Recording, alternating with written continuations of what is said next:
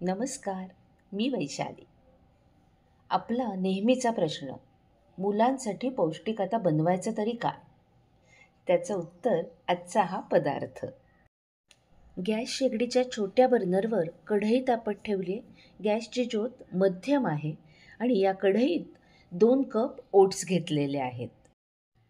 हे ओट्स जेव्हा आपण भाजायला घेतो तेव्हा बघितलं तर ते असे पटकन आपल्या हाताने तुटत नाहीत. तर त्यासाठी आधी आपल्याला हे ओट्स भाजून घ्यायचे आहेत.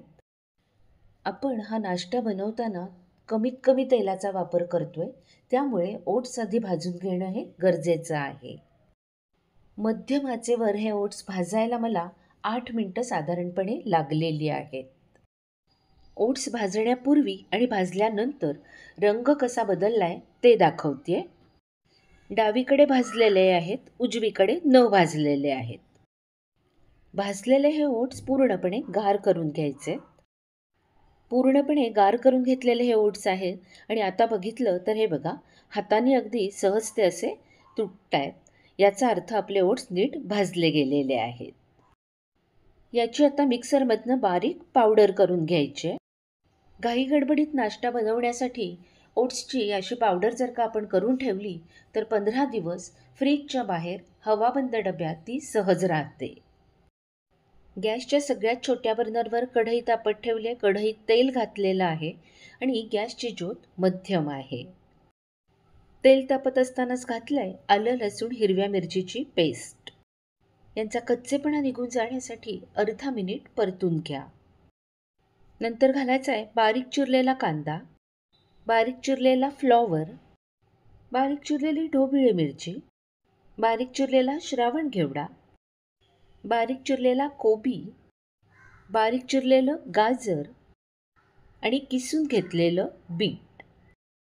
या भाज्या परतताना त्याला थोडंसं पाणी सुटावं म्हणून थोडंसं मीठ घातलंय आणि आता ह्या सगळ्या भाज्या साधारणपणे 5 मिनटं तरी अशा परतून घ्यायच्या आहेत.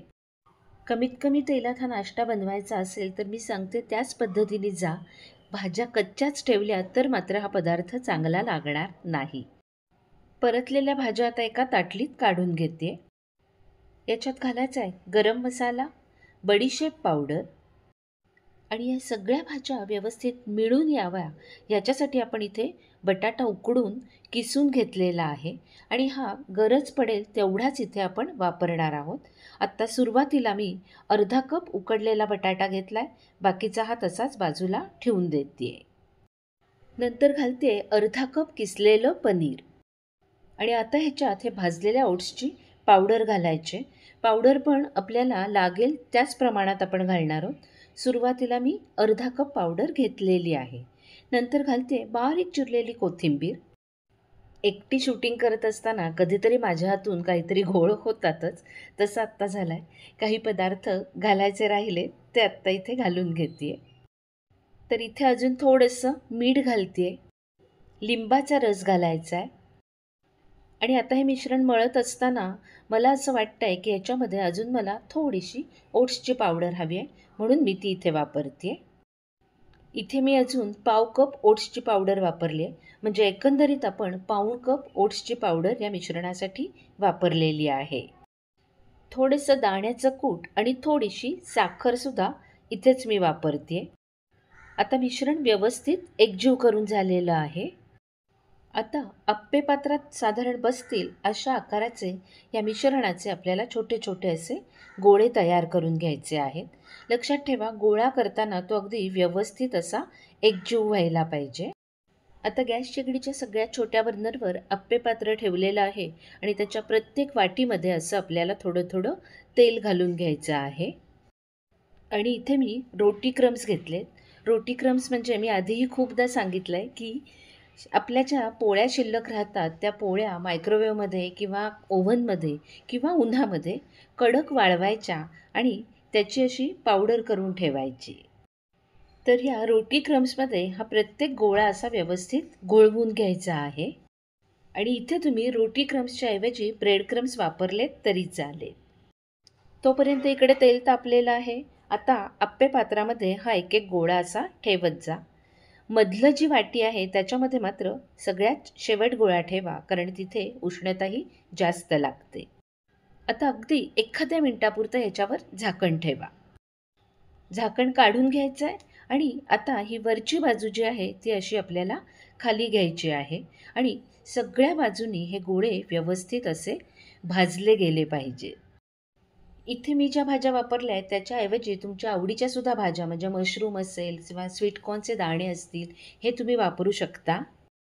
पालक आवडत असेल तर पालकसुद्धा इथे तुम्ही भाज्या परततानाच बारीक चिरून वापरू शकता. इथे आप्पे पात्रामध्ये मी हा पदार्थ करते, पण याच्याऐवजी तुम्ही जर का हा पदार्थ तळून करणार असाल तर मग भाज्या परतायची गरज नाही, ओट्ससुद्धा भाजून घेतले नाहीत तरीही चालेल. आणि आता हे बघा, हा प्रत्येक गोळा सगळ्या बाजूनी व्यवस्थित असा भाजला गेलेला आहे. आणि आप्पे पात्रात हा पदार्थ करायचा नसेल तर ह्याच गोळ्यांचे हे बघा आपण असे टिक्कीसारखं त्याला करून घेतलेलं आहे आणि ते तव्यावर ठेवून शॅलो फ्राय करून घेतो आहे. फक्त शॅलो फ्राय करताना तव्या थोडासा पुढे मागे असा करत राहा, म्हणजे ते सगळ्या बाजूनी व्यवस्थित भाजले जातील. भरपूर भाज्यांचा हा पदार्थ मुलंच काय मोठेसुद्धा आवडीने खातील.